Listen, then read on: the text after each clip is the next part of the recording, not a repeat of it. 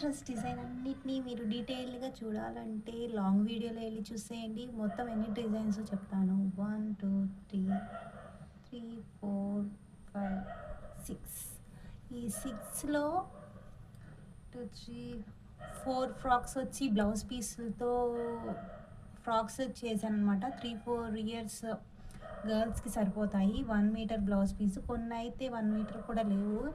90, 80 cut bits ఉన్నాయన్నమాట. 4 వచ్చి blouse పీసులతో చేశాను. మిగతావి వచ్చి కట్ పీసులతో చేశాను. So watching my YouTube channel Deepthi Kruti. Go to the long video and please check out it.